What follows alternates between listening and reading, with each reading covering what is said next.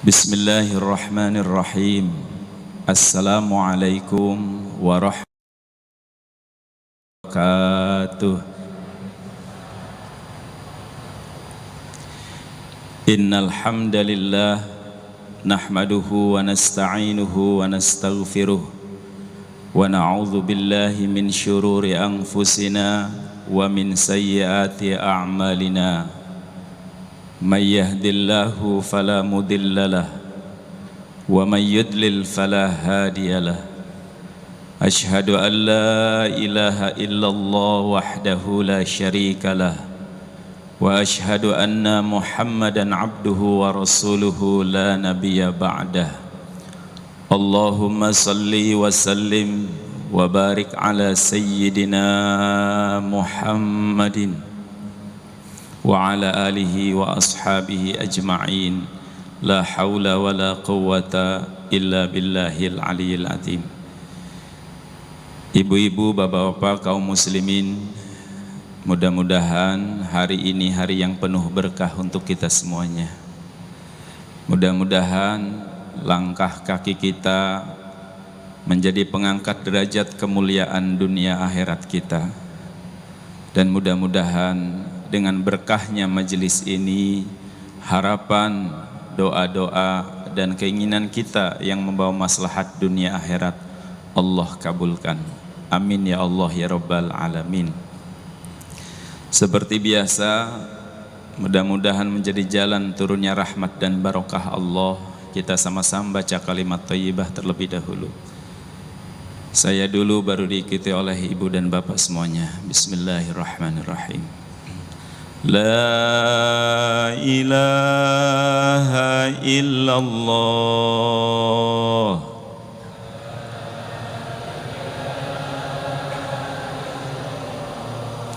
La mawjuda illallah.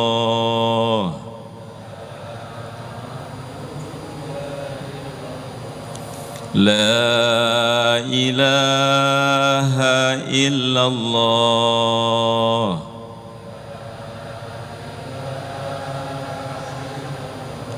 La ma'buda illallah.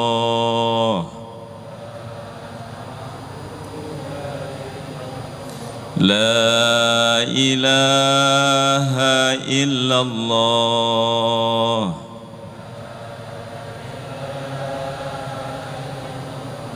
La maqsuda illallah.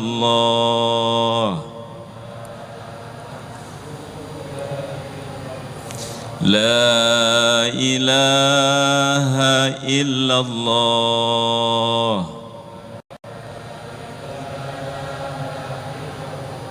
La matluba illallah.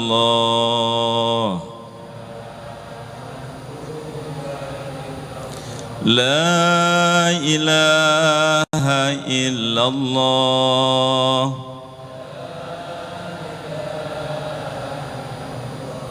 Muhammadur Rasulullah.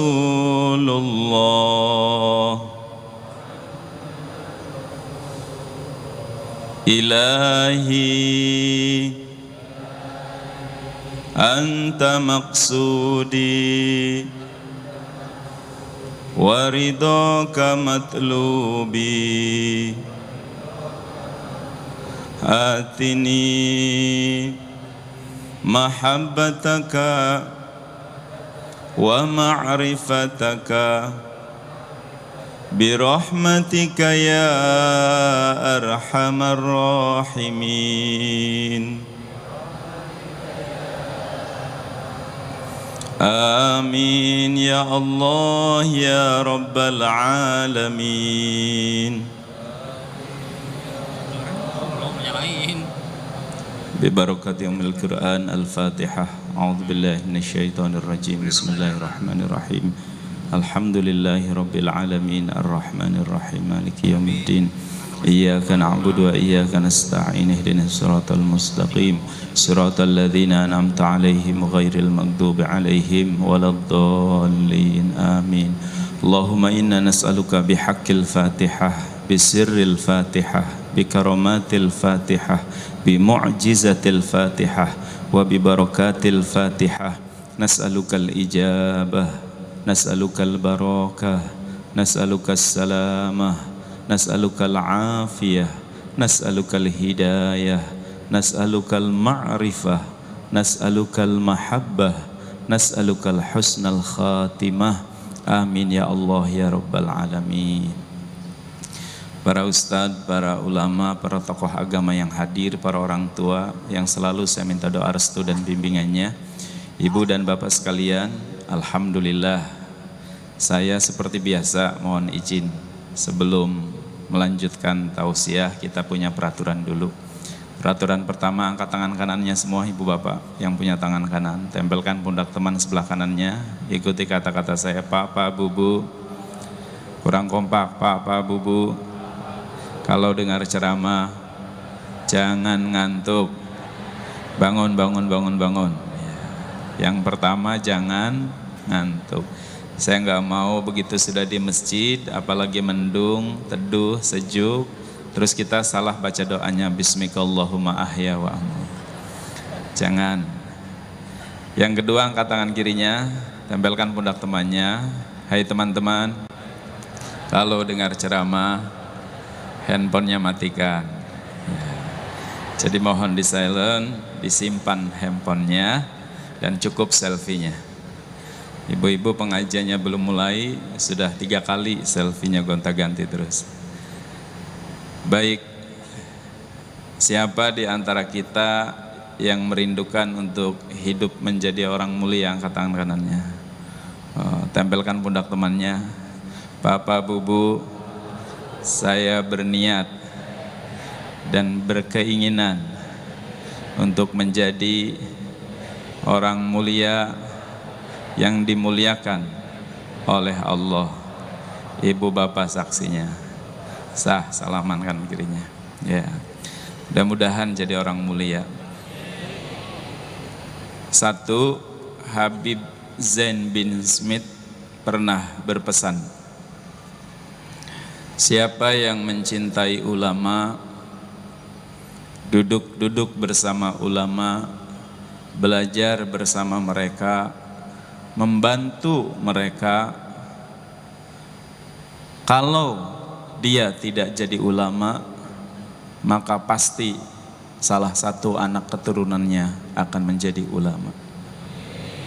Sekali lagi ya, nanti ditafakuri agar seberapa sering kita duduk, belajar, dan dekat dengan para ulama. Siapa yang mencintai ulama, duduk-duduk bersama ulama, belajar bersama ulama, membantu ulama, kalau tidak dia jadi ulama, maka pasti Allah jadikan salah satu keturunannya akan menjadi ulama. Mudah-mudahan ibu bapak Allah karuniakan kepada kita salah satu pertolongannya yang disebut dengan mahabbatullah. Allah kirimkan, Allah bukakan di hati kita mencintai, menyenangi warathatul anbiya, yaitu para ulama. 2. Kalau pengen mulia, maka tidak ada jalan kecuali dekat kepada yang maha mulia. Dan Allah subhanahu wa ta'ala memberikan salah satu wasilahnya, yaitu Al-Quranul Karim, Al-Quran yang mulia.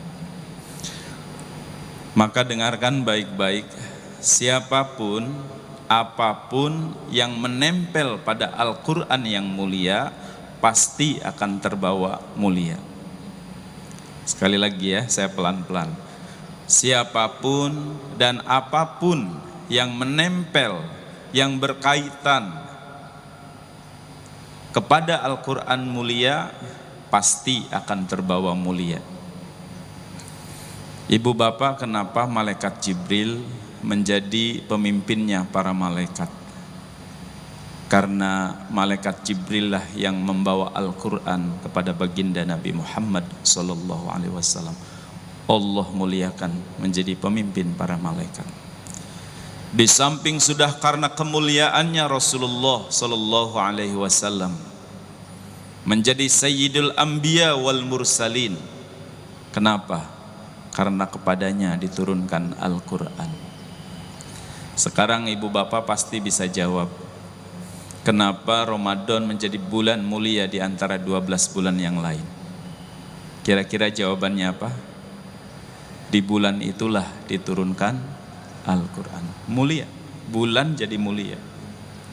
Kenapa kota Mekah dan Madinah menjadi kota suci, kota yang mulia, kota yang dirindukan oleh orang-orang yang beriman seluruh dunia, yang tidak pernah berkurang yang datang berziarah kepadanya, walaupun harganya naik, walaupun diteror dengan berbagai masalah, tidak pernah ada rumusnya orang berkurang berkunjung ke Mekah, Madinah sampai sekarang. Kira-kira penyebabnya kenapa? Karena di kota itulah diturunkan Al-Quran. Itulah kenapa ada ayat yang turun di Mekah disebut Makkiyah, dan ayat-ayat turun yang di Madinah disebut surat Madaniyah. Jadi contoh terakhir lagi supaya tambah yakin. Boleh saya sambil berdiri? Ini kertas misalkan, bagus kertasnya nih, tulisannya tulisan biasa nih. Ini kertas bagus, terus ada di bawah begini. Ini kertas mahal, kertas bagus, tulisannya tulisan biasa tuh, informasi dan sebagainya. Terus ada kertas yang sudah lama, bahkan sudah menguning, tapi di kertas itu tertempel Al-Quran. Taruh ada surat Al-Fatihah. Di antara dua kertas yang berserakan di bawah, ayo saya mau tanya pada ibu bapak, mana yang diambil terlebih dahulu untuk kita taruh di tempat yang bagus? Kertas yang lama, kertas yang sudah jelek. Kenapa? Karena di dalamnya tertempel Al-Quran. Kertas jelek saja menjadi mulia karena tertempel Al-Quran. Terus saya misalkan nyuruh bapak, Mas, itu kertas yang itu saya kesel tuh, diinjek-injek aja lah, di ini aja lah, buang saja. Mas tuh terus misalkan staf saya mungkin mau tuh, terus si Mas nih saya suruh, padahal kertasnya udah jelek tadi, sudah kuning, Mas yang itu mah lebih jelek lagi tuh, diinjak-injak aja lah, dibuang saja. Saya mau tanya, kira-kira berani tidak? Jawab, berani tidak? Kenapa tidak berani? Subhanallah, kertas menjadi dimuliakan padahal sudah lama, padahal sudah tidak bagus. Kertas menjadi mulia, bahkan kemudian kita ngambilnya begini, ya Allah ini Al-Quran, kita nggak berani kemudian macam-macam, padahal kertasnya sudah lama. Jawabannya kenapa? Karena tertempel padanya Al-Quran. Jadi terbayang tidak ya, kalau kemudian ibu pak setelah ini ya Allah berniat mencintai Al-Quran, membaca Al-Quran, menghafalkan Al-Quran, wis insya Allah pasti dimudahkan, pasti dimuliakan. Halo? Kalau saya bilang halo, jawab hai, halo. Kalau saya bilang hai, jawab halo, hai. Tapi khusus saya saja, jangan dengan Agim. Ayo angkat tangan kanannya, bismillah, tempelkan pundak temannya. Papa, Bubu, mulai hari ini saya berniat dan berjanji mencintai Al-Quran dan berniat menghafalkan Al-Quran. Bapak ibu saksinya. Sah, salaman kanan kirinya.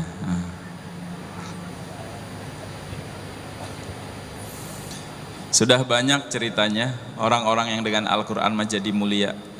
Makanya kemarin saya di santri yang menjelang wisuda, terus pada belajar sablon, ada yang belajar ini. Pokoknya beberapa usaha, saya tanya kenapa? Supaya bisa hidup mandiri Ustadz, supaya gampang, supaya bisa usaha. Terus saya nasehatin aja pulang umroh. Sudah 3 bulan, 4 bulan, atau setengah tahun menunggu wisuda, nurut pada saya nih omongan, hafalin Quran aja Mas, mencintai Al-Quran saja.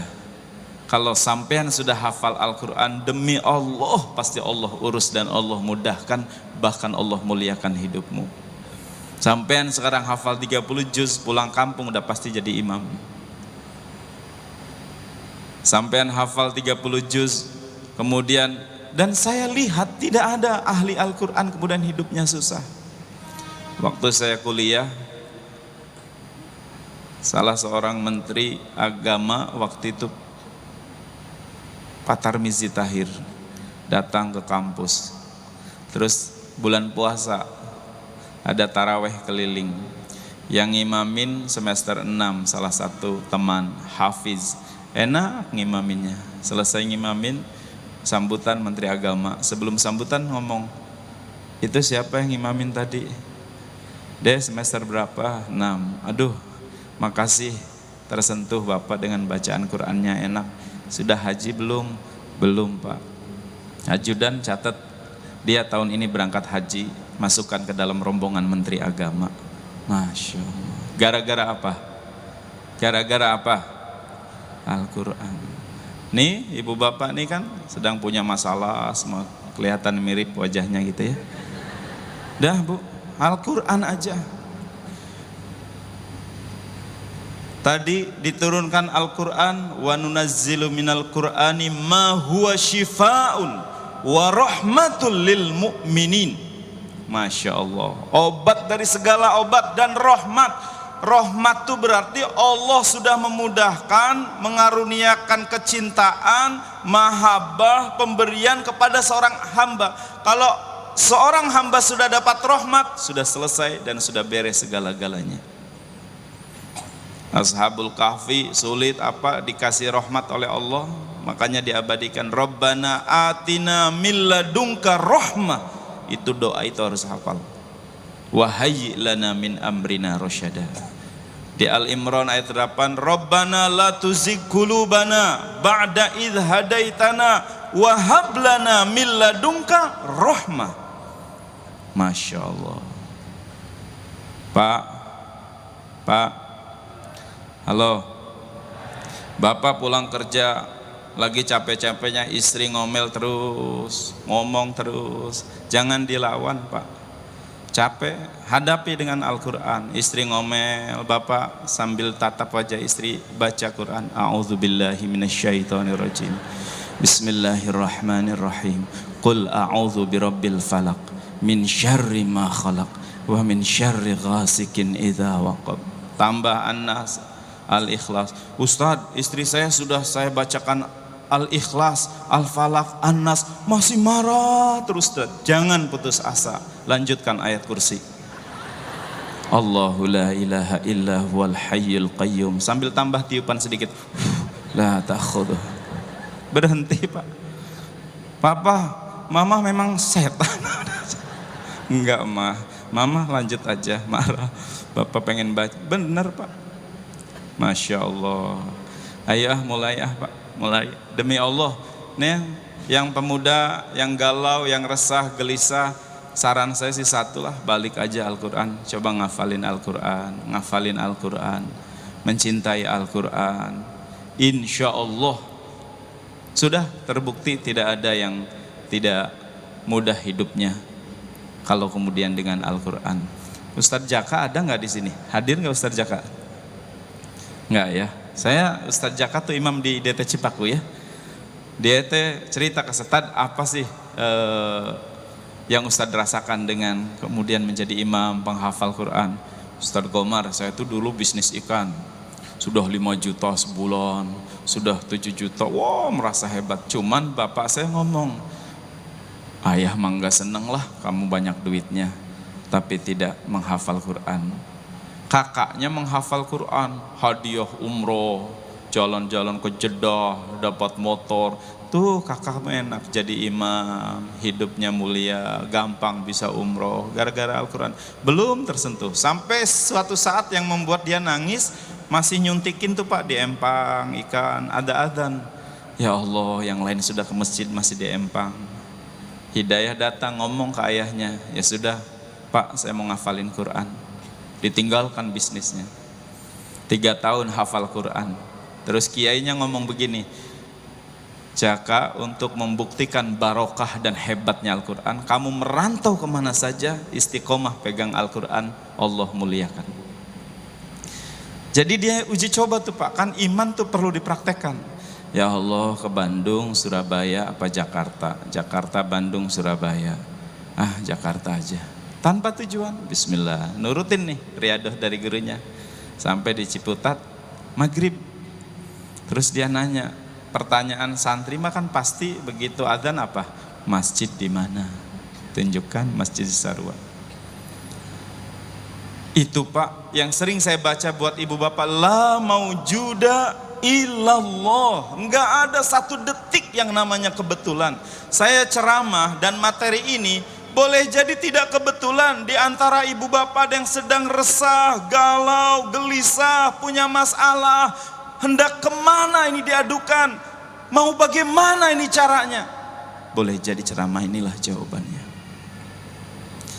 Akhirnya dilalahnya tidak pernah kebetulan. Pas sholat maghrib di situ, imam yang biasa di masjid itu tidak ada. Ayo, cara mencari imam kan sederhana. Kalau imam yang matuh di situ nggak ada, di antara jamaah pasti dicari siapa yang bajunya baju takwa. Betul tidak?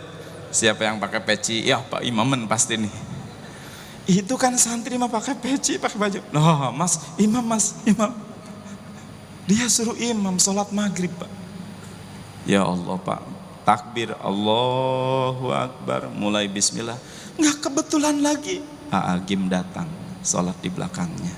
Masya Allah, hebat Allah ngatur. Selesai sholat, ditanya, Ustadz baru? Bukan, saya musafir. Mau kemana? Nggak tahu mau kemana. Itu Ustadz Edinya ada, saya dengar ceritanya, ketua yayasannya. Sudah kalau belum ini, di sini aja ngajar ya. Ngajar mah nggak bisa, karena lulusan SMP. Ya sudah jadi imam aja. Jadi imam Pak syariatnya di Masjid Cipaku. Dia datang lagi ke gurunya, sudah bergabung dengan Darut Tauhid. Masya Allah. Sok Jak pengen apa lagi? Pengen umroh.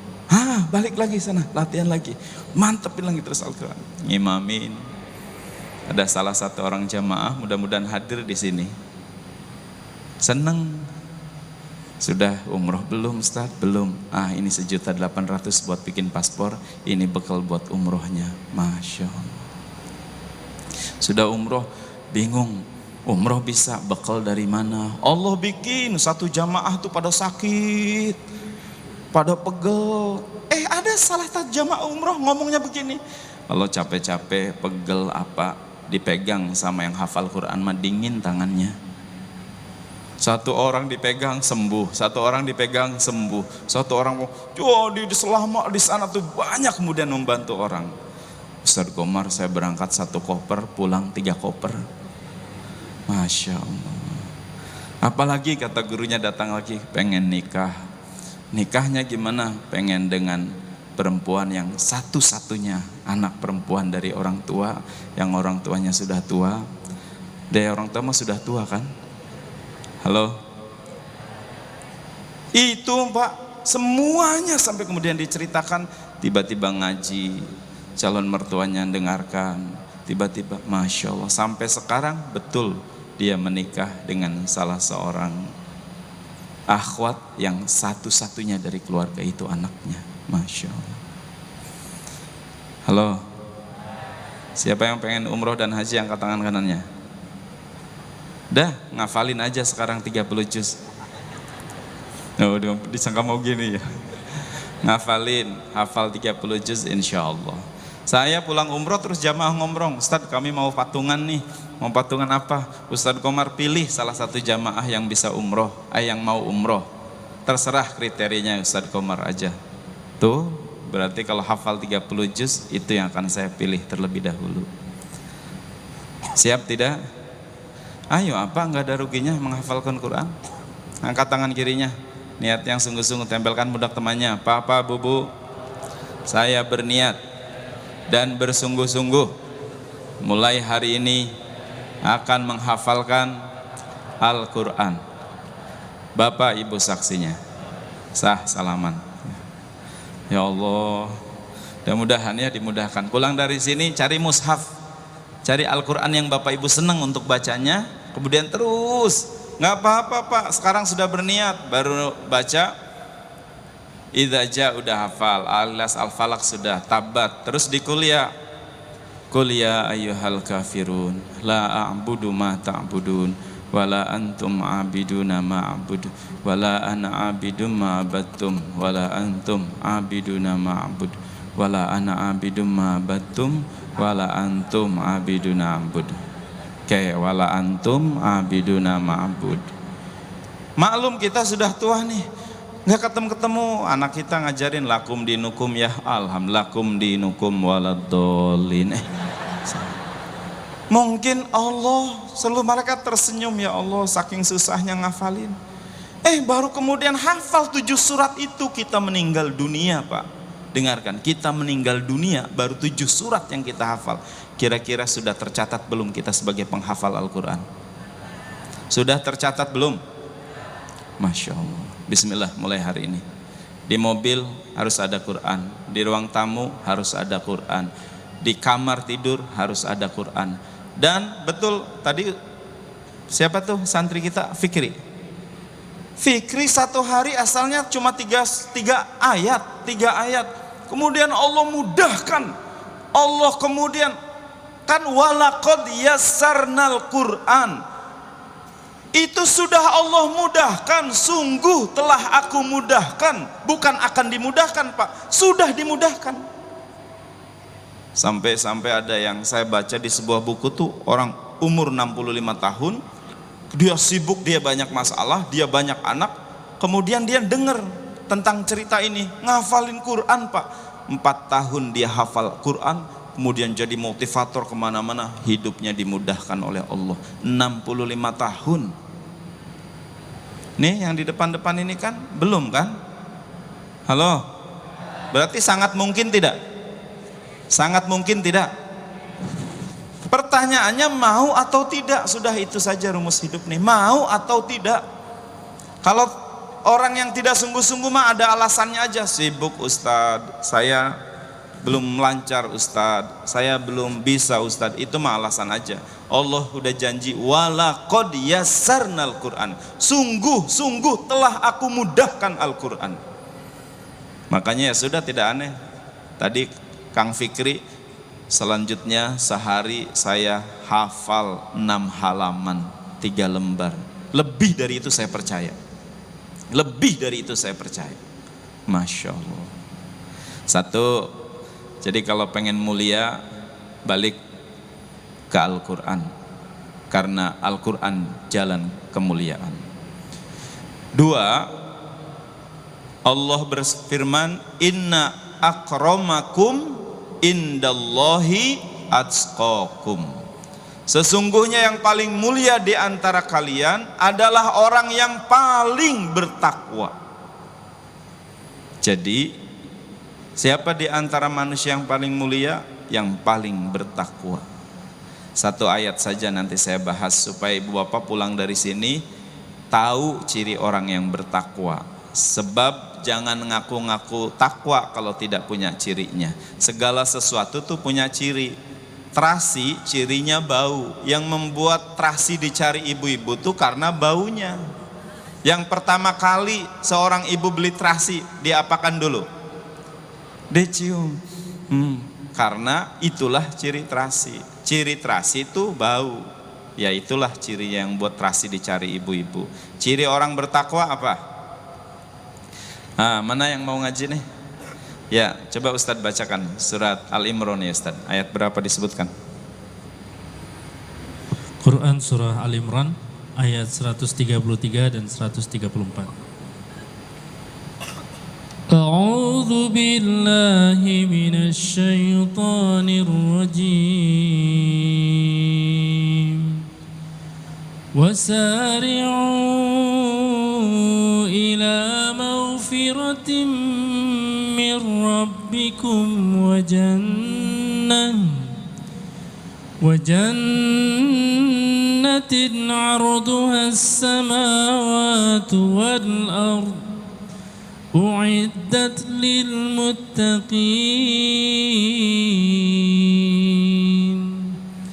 الذين ينفقون في السراء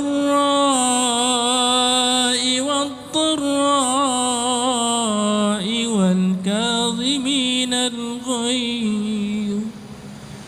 والكاظمين الغيظ والعافين عن الناس والله يحب المحسنين. Dan bersegeralah kamu mencari ampunan dari Tuhanmu dan mendapatkan surga yang luasnya seluas langit dan bumi, yang disediakan bagi orang-orang yang bertakwa, yaitu orang-orang yang berinfak baik di waktu lapang maupun sempit. 1. Dan orang-orang yang menahan amarahnya. 2. Dan memaafkan kesalahan orang lain. 3. Dan Allah mencintai orang-orang yang berbuat kebaikan. 4. Jadi di surat Al-Imran yang baru dibaca tadi, kalau pengen jadi orang yang mulia, jadilah pribadi takwa. Apa ciri orang yang bertakwa? Yang pertama, alladzina yunfiquna fis-sarra'i wad-dharra, yaitu orang-orang yang mau memberi, yang mau bersedekah, yang mau berbagi dalam keadaan lapang dan sempit. Bapak Ibu, kalau lagi banyak uang kita sedekah itu mah biasa. Yang luar biasa tuh lagi tidak punya uang, tinggal hanya sebagian, kita tetap istiqomah sedekah, itulah orang yang bertakwa. Saya senang menyebutnya ciri pertama orang bertakwa tuh gemar berbagi, senang memberi. Katakan sama-sama, 1, 2, 3. Gemar berbagi. Yang kompak, 1, 2, 3. Jadi yang diinginkan tuh, yang ada di hatinya tuh seneng ngasih, memberi, bersedekah. Jadi kalau kita misalkan masih punya pelit, pedit, meregehese, susah mengeluarkan sesuatu yang kita cintai, jangan-jangan kita belum masuk orang yang mulia. Sekarang nih pengajian, dia bawa permen jahe 2, pengennya tuh dikasihkan, belah, malah buat dianya mah sudahlah, saya mau sudah sering makan, sebelah nih ngantuk lagi, Pak kasih. Sebaliknya orang yang tidak bertakwa mah ada permen jahe 2 nih, bukannya juga sembunyi-sembunyi, pas lihat dianya sebelah sana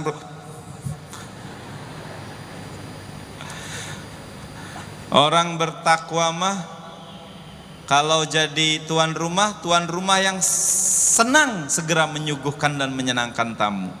Sampai kemudian rincinya disebutkan di hadis arba'in itu, mangkana yu'minu billahi wal yaumil akhir falyukrim doifahu. Kalau engkau beriman pada Allah dan hari akhir, memuliakan tamunya. Bukan lagi menghormati, sudah di atas menghormati, memuliakan. Jadi gampang apakah orang itu mulia atau tidak, bertakwa atau tidak, cara nerima tamu. Menghormati tamu tuh bukan siapa tamu Pak, tapi menunjukkan siapa kelas dan siapa diri kita, bukan siapa tamu.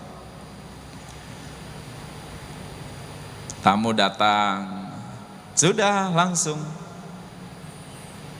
nggak usah ditawarin, mau minum teh atau minum kopi, mau makan tidak, mau makan tidak. Dia siapa tamu yang polos? Iya, pengen makan. Kita mah malah kadang sengaja jadi tuan rumah tuh, tamu datang hari Senin, langsung kita ngomong, lagi puasa ya, lagi puasa sunnah. Si tamu tuh. Ini kisah nyata. Dulu saya di Darut Tauhid masih ada Buya Yahya, pesantren Darus Surur, sesepuh di Cimahi. Terus kata Agim dengan para ustadz waktu itu, Dewan Ustadz, kita silaturahmi ke sesepuh di Cimahi, Buya Yahya. Siapa? Hari Senin habis tausiah, kami datang. Begitu sampai di rumah beliau, Buya lagi duha.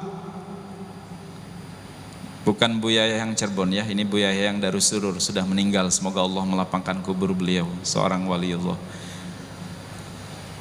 Jadi santrinya nih mau nyuguhkan kami Dewan Hati termasuk Agim, kami lagi puasa, nggak jadi disuguhkan.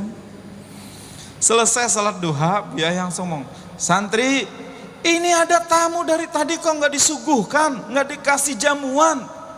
Terus ngomong santrinya, Buya, tamunya lagi puasa sunnah.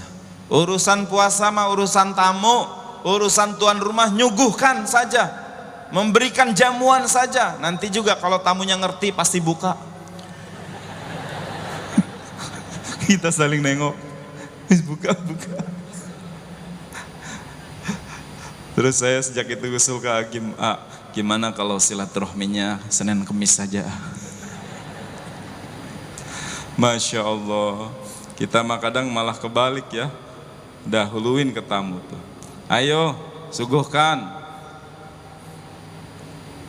Kalau kemudian ada tamu, ya dibuka aja keler tempatnya. Kita menyuguhkan tamu, memang mewah Pak, apel, pisang, belimbing, ditaruh di meja tamu, cuman dari beling. Itu penghinaan.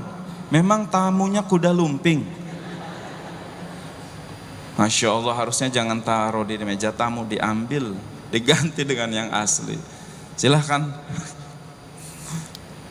Kita ngasih tamu, tapi ada yang baru nih kellernya.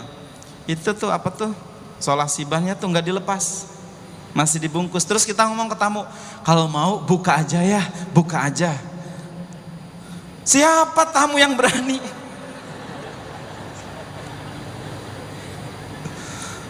Harusnya kita buka aja. Aduh, nanti jadi kapes, jadi lelas Ustadz. Enggak, ya sudah, kalau itu bagikan ke yang lain, nanti kita dikasih oleh Allah yang baru lagi. Belum lagi kadang kita mah tidak jujur ke tamu teh ya. Hari kaleng biskuit yang mewah-mewah disuguhkan tamu teh sudah. Pas dibuka isinya renggina, peyek. Itu kan tamu. Tamu bawa anaknya, anak kecil, mama tong. Bohong ya tete, bukan biskuit. Mamah juga dibohongi. Ngomong, Pak, Bu, maaf, tamu ini kalengnya aja mewah, isinya malah kue kampung gitu.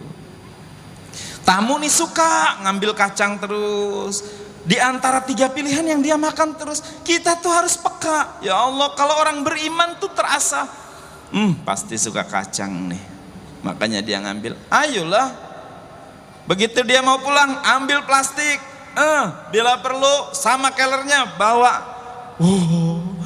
Jangan sampai malah kita mah, itu kacang yang enak dimakanin terus. Terus tamunya pergi ke toilet sebentar, ditutup. Begitu tamu datang lagi, kenapa keras? Zolim itu. Jangan sampai kita nggak peka, tamu teh suka kacang, kita nggak peduli. Memang kacang mahal itu, aduh kacang mede lagi ya dia teh makan. Sampai kemudian kita belakang tamu teh saking pengennya, dia teh taruh di kantong. Pas salaman bruluk. Itu nggak peka lagi. Oh mau kacang, malah kita ambil yang dari jatuh kantong bawa. Insya Allah ya. Ayo ibu bapak. Ciri satu aja sebenarnya menunjukkan kemuliaan diri kita. Kemuliaan diri kita tuh ada di mana? Dari situ aja. Saya lihat para ulama kalau kita datang teh jamuannya tuh luar biasa.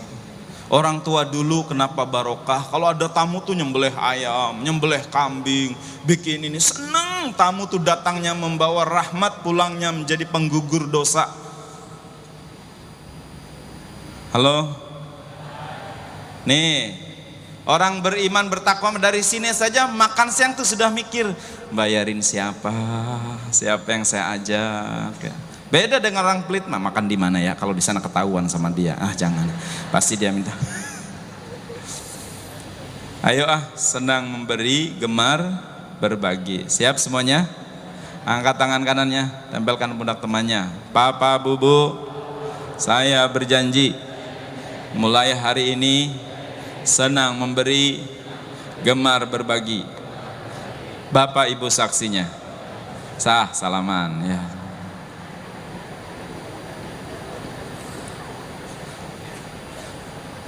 Nih lagi ngobrol begini, sebelah bilang, Mas, topinya bagus, beli di mana? Teteh seneng.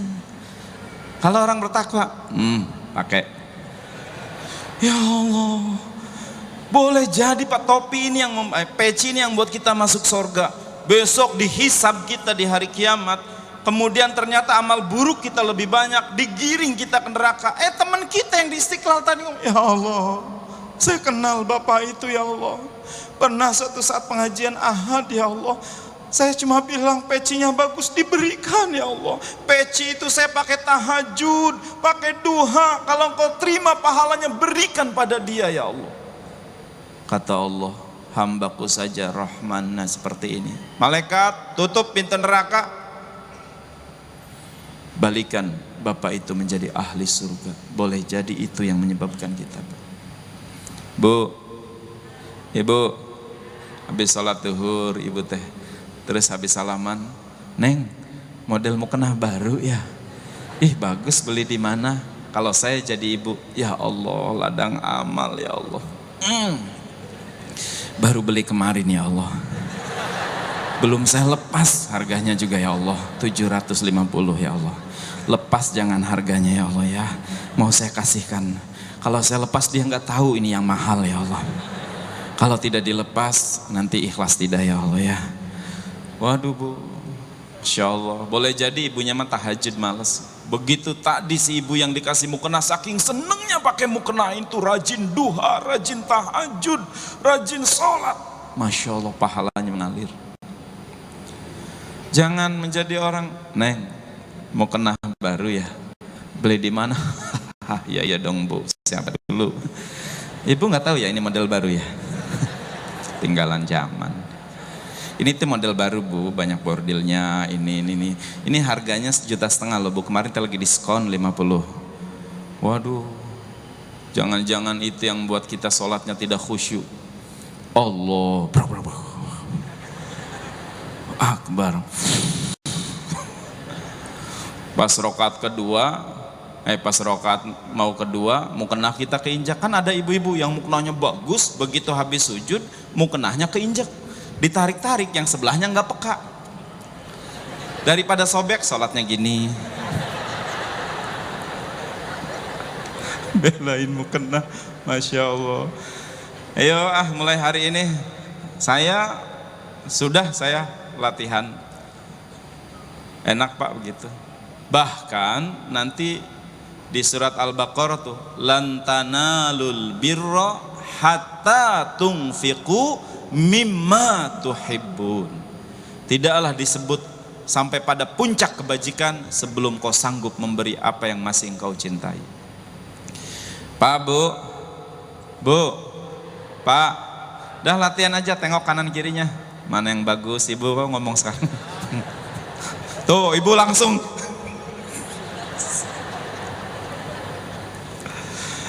Ya Allah, kan ada ya sahabat Nabi tuh mau meninggal, terus ngigaunya begini, istrinya menyaksikan, kalau saja yang baru, seandainya yang baru, seandainya yang baru.